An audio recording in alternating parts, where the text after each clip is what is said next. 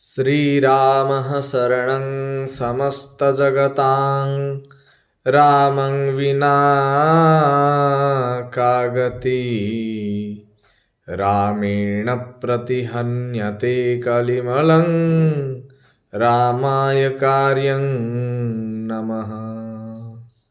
रामात्रस्यति कालभीमभुजगो रामस्य सर्वं वशे। रामे भक्तिरखण्डिता भवतु मे रामत्वमेवाश्रयः।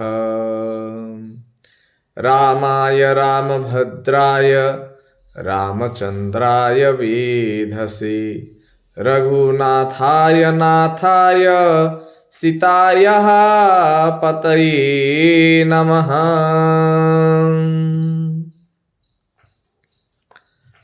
दीपावली की हार्दिक शुभकामनाएं। आज का यह पर्व क्यों मनाया जाता है, इसके पीछे लोक प्रसिद्धियां सुनने को मिलती है। जो सर्वप्रथम लोक प्रसिद्धि है वो प्रभु श्री राम कथा को आश्रित करके हैं। जब त्रेता युग में रावण को मारकर लंका विजय के पश्चात भगवान श्री रामचंद्र सीता जी के साथ, भाई लक्ष्मण के साथ पुनः 14 वर्ष पर्यंत वनवास के पश्चात अयोध्या वापस लौटे, तब प्रभु श्री रामचंद्र जी के आगमन खुशी पर नगरवासियों के द्वारा इस उत्सव का परिपालन किया गया। यह लोक प्रसिद्धि सर्वत्र व्याप्त है। यद्यपि वाल्मीकि रामायण में इस विषय में वाल्मीकि यद्यपि तिथि का उल्लेख नहीं किए हैं, अर्थात कार्तिक मास में अमावस्या तिथि में श्री रामचंद्र जी का अयोध्या आगमन हुआ था, तथापि जो लोक प्रसिद्धि है उसके अनुसार दीपावली उत्सव का परिपालन के पीछे यह प्रसिद्धि को मान लिया जाता है। वाल्मीकि रामायण में महर्षि वाल्मीकि 127वें सर्ग में, रामायण के युद्धकांड के 127वें सर्ग में इस विषय को उल्लेख करते हैं। अयोध्या में श्री रामचंद्र जी के स्वागत की तैयारी कैसे भरत जी के द्वारा किया जाता है और श्री रामचंद्र जी के आगमन खुशी पर नगरवासियों के द्वारा क्या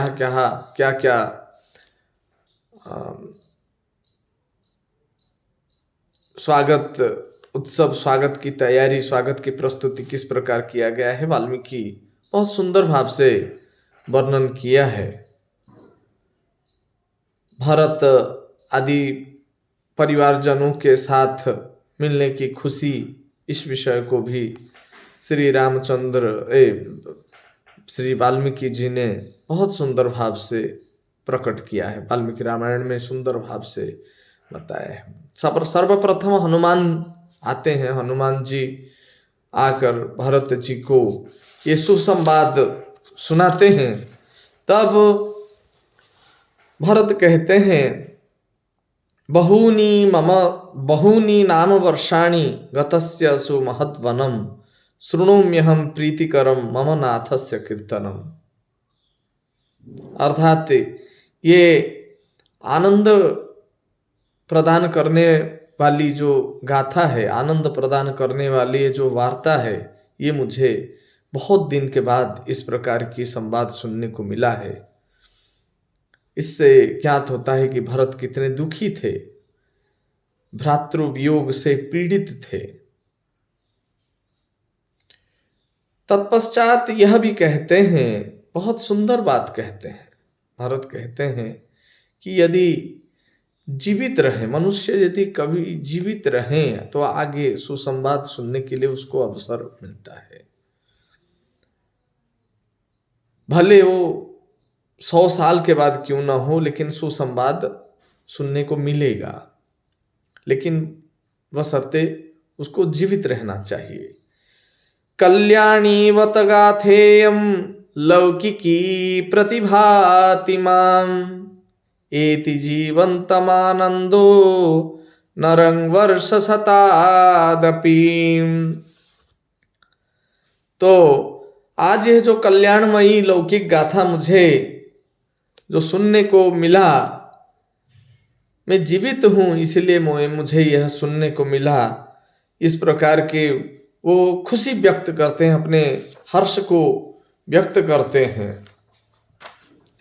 उनको विश्वास नहीं होता है, उनको ये स्वप्न जैसा प्रतीत होता है, इसलिए वो हनुमान जी से बार बार पूछते हैं कि ये तो सही है ना, ये वार्ता सही है, क्योंकि हे वानरवीर, आप तो वानर है, स्वभाव से चपल है, वानर जातियां स्वभाव से चपल है, यह चंचल होता है, ये सुनने को मिलता है। कहीं आपने भी इस वानर गुण को सेवन तो नहीं किया है।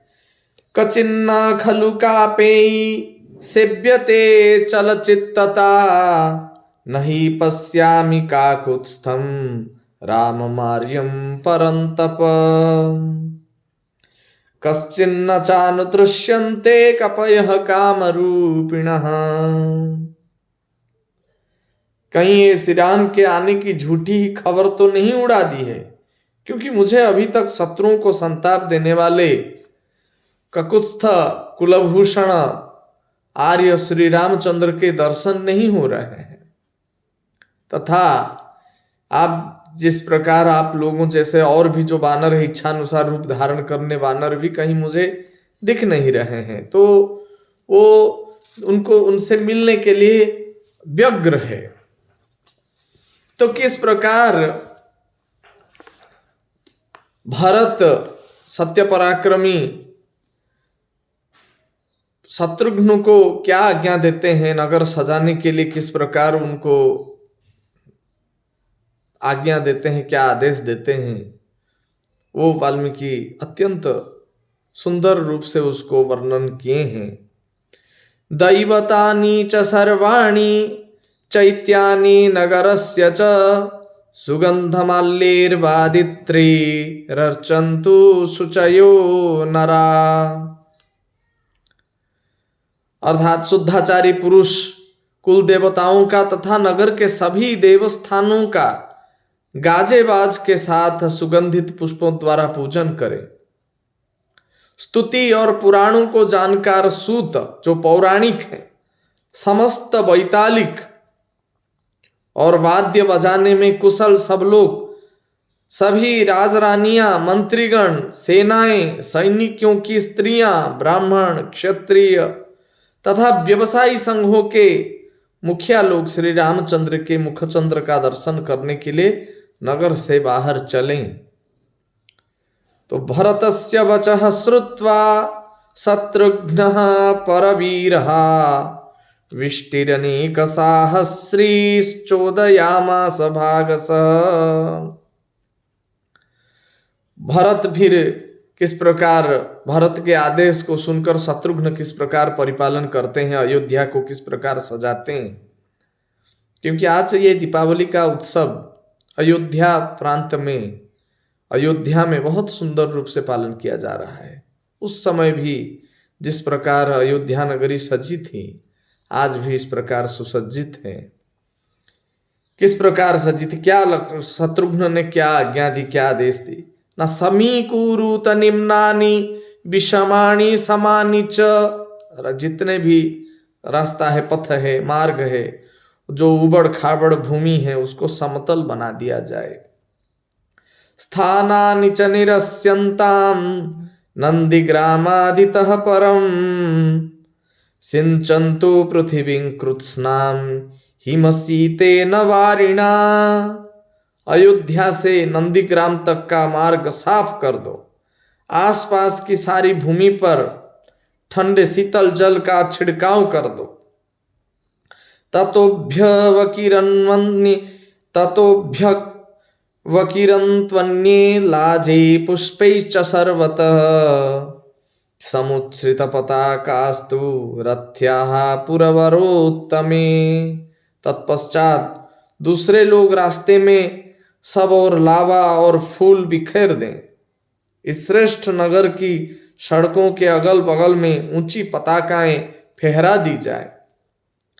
शोभयन्तु च विश्वानि सूर्यस्योदयनं प्रति स्रग्दाम मुक्त पुष्पैश्च सुवर्णै पंचवर्णकै। सूर्योदय तक लोग नगर के सब मकानों को सुनहरी पुष्पमालाओं, घनीभूत फूलों की मोटे फूल मालाएं, सूत के बंधन से रहित कमल आदि के पुष्प तथा पंचरंगे अलंकारों से सजा दे। इस प्रकार अत्यंत सुंदर रूप से अयोध्या नगरी को सजाया गया। राजमार्ग पर किसी अधिक भीड़ ना हो। राजमार्ग समम बाधम राजमार्गम असंबाधम किरंतु शतसो नरः ततश्चासनं श्रुत्वा शत्रुघ्नस्य मुदान्वितः। राजमार्ग पर अधिक भीड़ न हो, इसकी व्यवस्था के लिए सैकड़ों मनुष्य सब और लग जाएं। शत्रुघ्न का वह आदेश सुनकर सब लोग बड़ी प्रसन्नता के साथ उसके पालन में लग गए। धृष्टि, जयंत, विजय, सिद्धार्थ, अर्थसाधक, अशोक, मंत्रपाल और सुमंत्र, ये जो 8 मंत्री ध्वजा और आभूषणों से विभूषित मत वाले हाथियों पर चढ़कर चले। दूसरे बहुत से महारथी वीर सुनहरे रस्सों से कसी हुई हथिनियों, हाथियों, घोड़ों और रथों पर सवार होकर निकले। ध्वजा पताकाओं से विभूषित हजारों अच्छे अच्छे घोड़ों और घुड़सवारों तथा हाथों में शक्ति, रिष्टि और पास धारण करने वाले सहस्रों पैदल योद्धाओं से घिरे हुए वीर पुरुष श्री राम की अगवानी के लिए गए। ये अयोध्या का जो उस समय का दृश्य था। और सभी धर्मात्मा, ऋषियां, ब्राह्मण, जो नगर के जो प्रधान व्यवसायी वर्गों के जो प्रधान हैं, व्यापारी और सभी प्रकार के लोग हाथ में माला और मिठाई लिए मंत्रियों से घिरकर अपने बड़ी भाई की चरण पादुकाओं को सिर पर धारण किए शंखों और भेरियों की गंभीर ध्वनि के साथ चले। उस समय सभी अभिनंदन कर रहे थे। श्वेत मालाओं से सुशोभित सफेद रंग का छत्र तथा राजाओं के योग्य सोने से मढ़े हुए 2 श्वेत चंवर भी उन्होंने अपने साथ ले रखे थे। भरत जी उपवास के कारण दीन और दुर्बल हो गए थे। उपवास कृशो दीन श्चीर कृष्णांजिनांबरः भ्रातुरागमनं श्रुत्वा तत्पूर्वं हर्षमागतः। परंतु भाई का आगमन सुनकर पहल उन्हें महान हर्ष हुआ था, इसलिए अपने आप को रोक नहीं पाए। अत्यंत दुर्बल होने के उपरांत भी, अत्यंत जीर्ण शीर्ण होने के उपरांत भी वो अपने भाई का स्वागत करने के लिए नंगे पैर उस राजमार्ग पर दौड़ चले। कृत्स्नं तु नगरं तत्तु नंदीग्राममुपागमत् समीक्ष्य भरतो वाक्यमुवाच पवनात्मजम्। भरत जी ने जब देखा अयोध्यापुरी के सभी नागरिक नंदीग्राम आ गए हैं, तब उन्होंने हनुमान जी से कुछ कहा। कहाँ है इस प्रभु श्री राम, मेरे भाई कहाँ पर है? उनके लिए मैं उनको ना देखकर अत्यंत व्यग्र हूं। मुझे कष्ट हो रहा है, मैं एक पल अभी शांति से नहीं रह पा रहा हूं। इस प्रकार हनुमान जी को उन्होंने अपनी दशा बताई, अपनी मनोदशा, मन की दशा जो है उनके सामने व्यक्त किया। मुनिवर भरद्वाज जी की कृपा से रास्ते के सभी वृक्ष सदा फूलने फलने वाले हो गए थे। उनसे मधु की धाराएं गिरती हैं। उन वृक्षों पर मतवाले भ्रमर निरंतर गूंजते रहते हैं। उन्हें पाकर वानर लोग अपनी भूख प्यास मिटाने लगे हैं। देवराज इंद्र ने भी श्री रामचंद्र जी को ऐसा ही वरदान दिया था। अतएव भरद्वाज जी ने सेना सहित श्री रामचंद्र जी का सर्वगुण संपन्न सांगोपांग आतिथ्य सत्कार किया। किंतु देखिए, अब हर्ष से भरे हुए वानरों का भयंकर कोलाहल सुनाई देता है। मालूम होता है कि इस समय वानर सेना गोमती को पार कर रही है।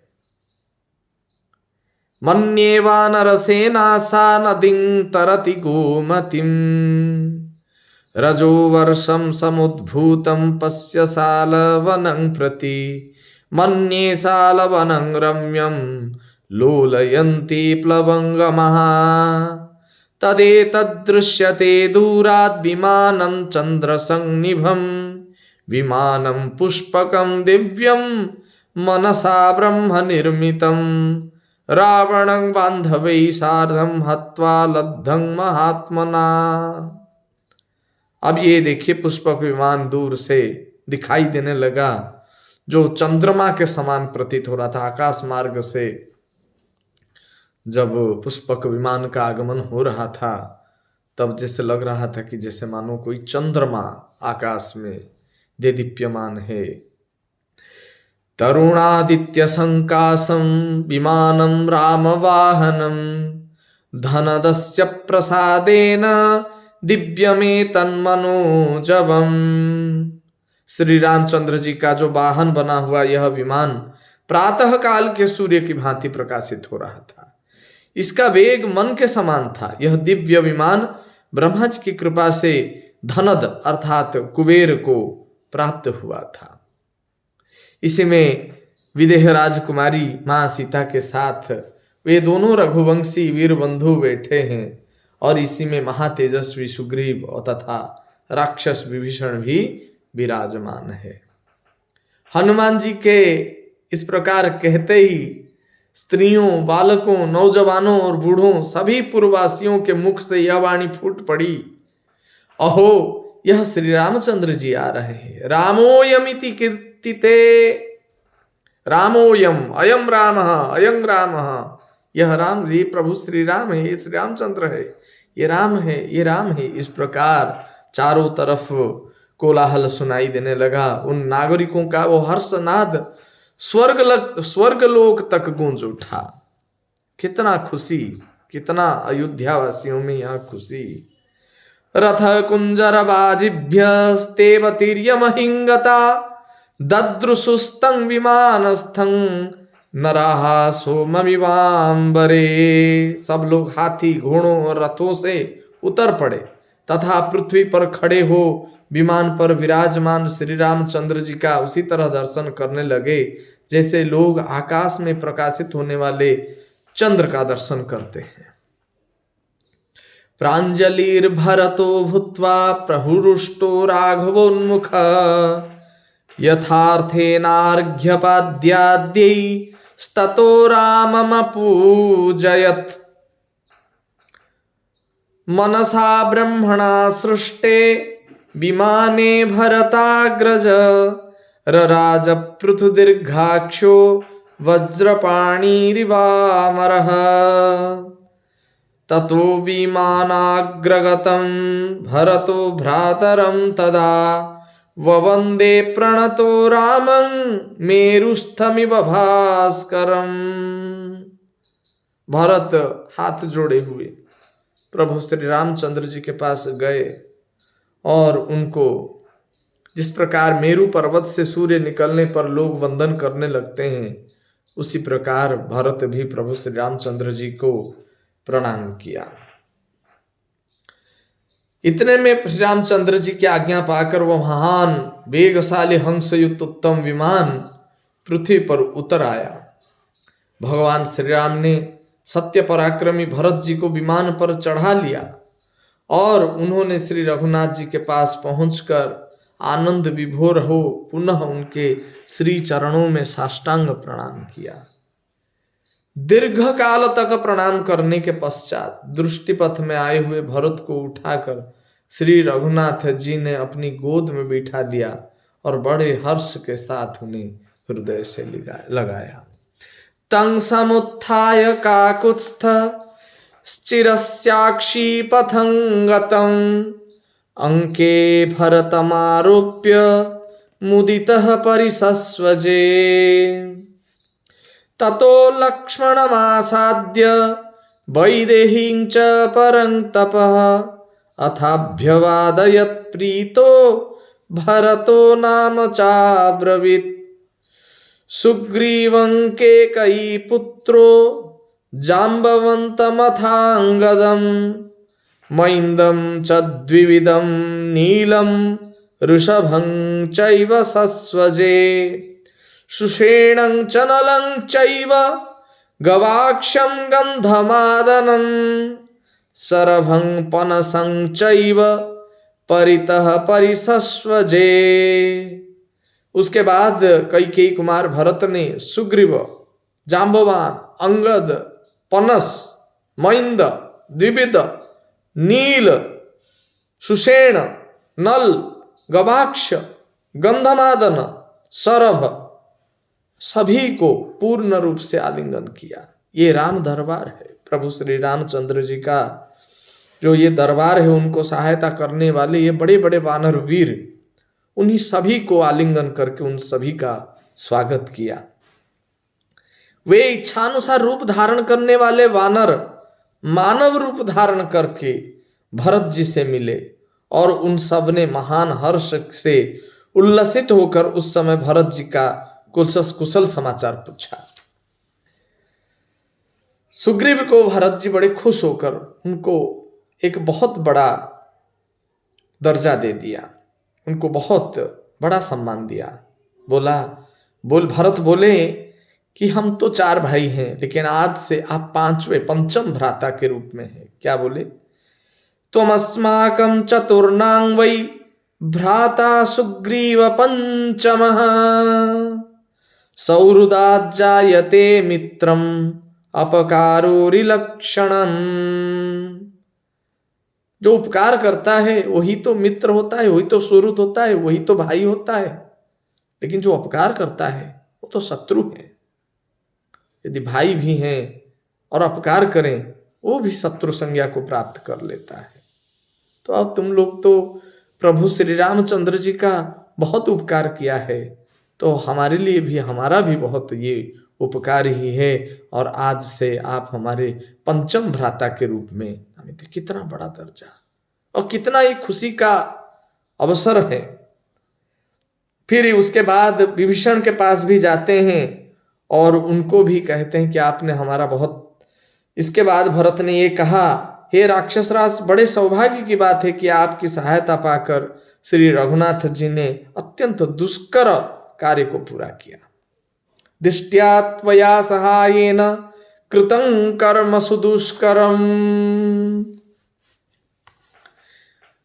उसके पश्चात शत्रुघ्न ने भी प्रभु श्री रामचंद्र और लक्ष्मण को प्रणाम करके सीता जी के चरणों में विनय पूर्वक मस्तक झुकाया। माता कौशल्या शोक के कारण अत्यंत दुर्बल और कांतिहीन हो गई थी। उनके पास पहुंचकर प्रभु श्री राम ने प्रणत हो उनके दोनों पैर पकड़ लिए, माता के मन को अत्यंत हर्ष प्रदान किया। फिर सुमित्रा और यशस्विनी कैकेयी को प्रणाम करके उन्होंने संपूर्ण माताओं का अभिवादन किया। इसके बाद वे राजपुरोहित वशिष्ठ जी के पास आए। स्वागतं ते महाबाहो कौसल्यानंदवर्धन इति प्रांजलयः सर्वे नागराराममब्रुवन्। सभी नगरवासियों ने प्रभु श्री रामचंद्र जी का स्वागत है, प्रभु श्री रामचंद्र जी का स्वागत है, यह नारा लगाए रखे थे। समग्र अयोध्या नगरी सजी हुई थी। भरत ने श्री रामचंद्र जी के पर चरण पादुकाएं लिया और लेकर महाराज के चरणों में पुनः पहना दी। हाथ जोड़कर उस समय उन्होंने कहा, एतत्ते सकलं राज्यम न्यासं निर्यातितं मया अद्य जन्म कृतार्थं मे संवृतश्च मनोरथः यत्त्वां पश्यामि राजानम् अयोध्यां पुनरागतम्। अब हे प्रभु, ये मेरे पास जो न्यास के रूप में, जो धरोहर के रूप में जो स्थापित ये पादुका है, ये आज से आप ये पुनः इसको, और न्यास के रूप में जो राज्य है, इस पादुका को तो पहना ही दिए, और न्यास के रूप में जो धरोहर के रूप में मेरे पास जो ये जो राज्य था, वो आज मैं आपके श्री चरणों में लौटा दिया। आज मेरा जन्म सफल हो गया और यह मनोरथ मेरा पूरा हुआ कि मैं जीवित अवस्था में पुनः आपको देख पा रहा हूँ। जो अयोध्या नरेश आप पुनः श्री राम, अयोध्या नरेश श्री रामचंद्र जी को पुनः अयोध्या में लौटा हुआ मैं देख पा रहा हूँ।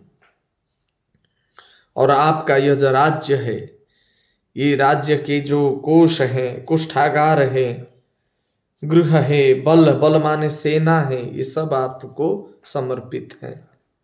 भ्रातृवत्सल भरत को इस प्रकार कहते देख समस्त वानर तथा राक्षस राज विभीषण नेत्रों से आंसू आने लगे। तथा ब्रुवाणं भरतं दृष्ट्वा तं भ्रातृवत्सलं मुमुचुर्वानरा बाष्पं राक्षसश्च विभीषणः। कितना बड़ा भावुक दृश्य था कि सब उस समय नेत्रों से आंसू बहाने लगे, सभी के नेत्रों से अश्रुपात होने लगा। इसके पश्चात श्री रघुनाथ जी भरत को बड़े हर्ष और स्नेह के साथ गोद में बैठाकर विमान के द्वारा सेना सहित भरत के आश्रम पर गए।